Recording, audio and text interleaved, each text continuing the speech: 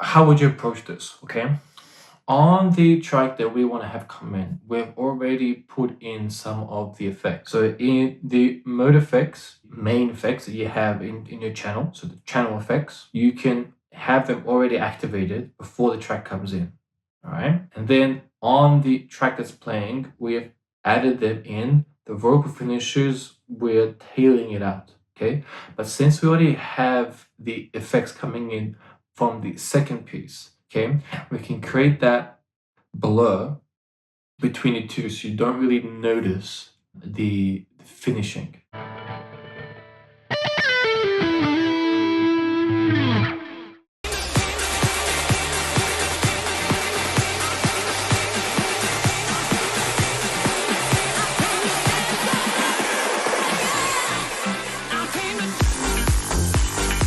One thing I know is that we have some progressive house elements in this piece and then in the next one. So we're sort of in that progressive house stage of the mix that I've selected. I know that a key component for a good amount of progressive house songs is this fade out where you only have the vocal, you have a bar so of very little information, and then this massive drop or all this information comes all of a sudden and it's a big moment. The reason I mentioned that is you notice how we allow the tail, we allow things to dissipate before that drop, okay? And that's really important because otherwise if you have all of this coming in and into that sort of main transition, that chorus moment, not as impactful. It's not going to sound as clear, and it's not going to be as, it's not going to be the main focus. You're going to have all this other stuff coming in and it's going to confuse people.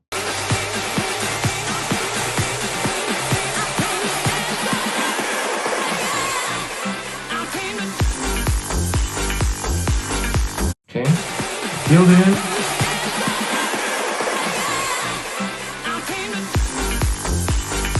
Can the dance on and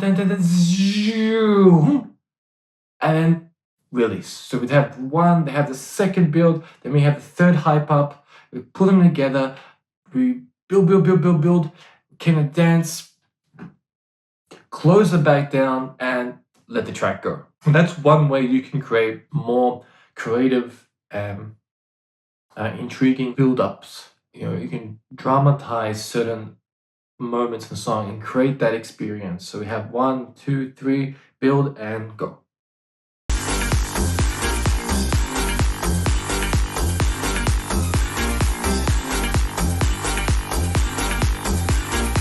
And from my perspective, the way I like to do it, that to me feels more impactful. I feel the groove more because we really emphasized it. To make moments impactful, you need to be clear and emphasize those moments.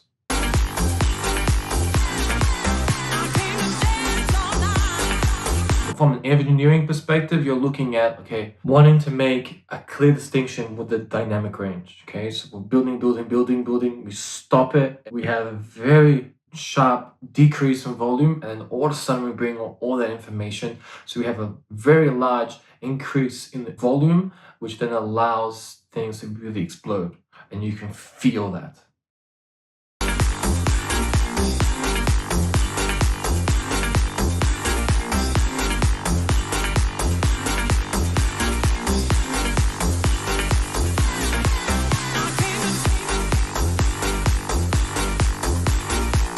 What I'm doing here is I'm very zoned in on the knob. I think what I'm doing is just seeing what other ones are on there and if I can do something else with them. The main thing I'm doing here is just enjoying the music.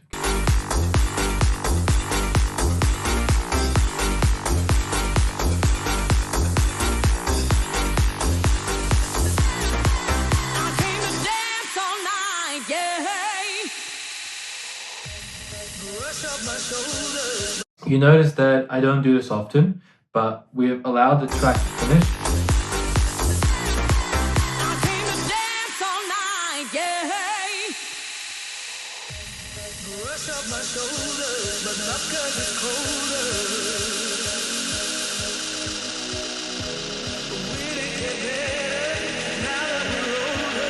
how would you approach this? Okay. On the track that we want to have come in, we've already put in some of the effects. So in the mode effects, main effects that you have in your channel, so the channel effects, you can have them already activated before the track comes in. All right. And then on the track that's playing, we've added them in. The vocal finishes, we're tailing it out. Okay.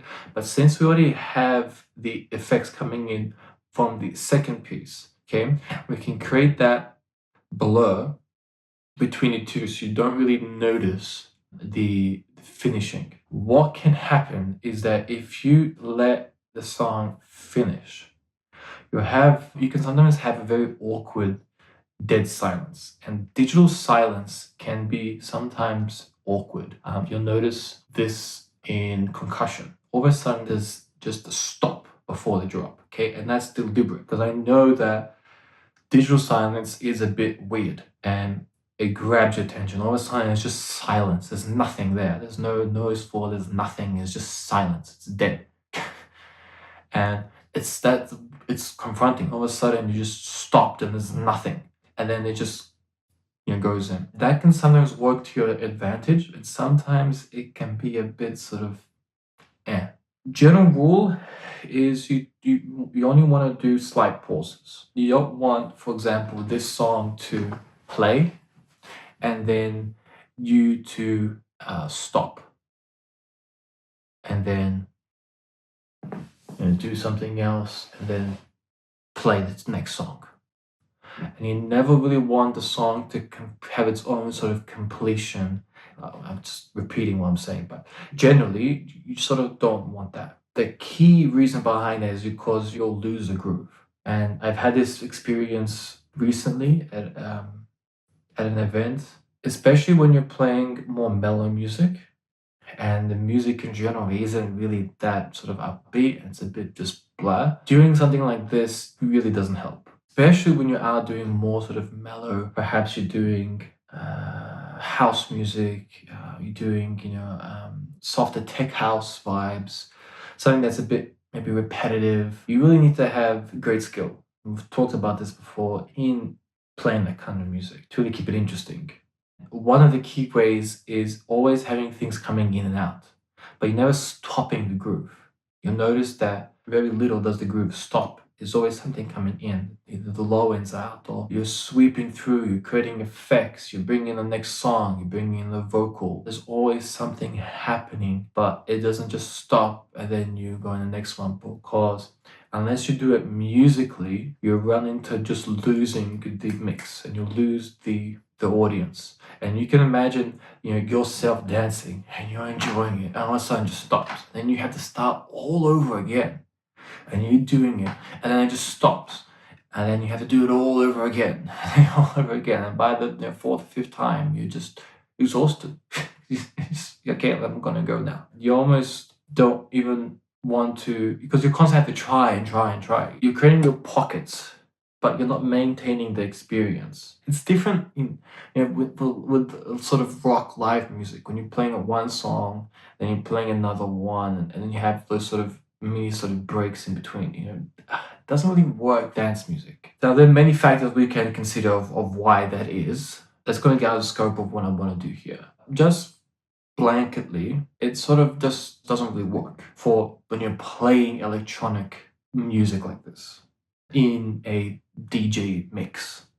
When you're expanding that out and you're doing more live instrumentation, and the type of music that you play electronically is less formulaic in its structure, like here, then you can do that. But when we have this where it's very four to the floor, it doesn't really work. Okay? You just want to be mindful of that.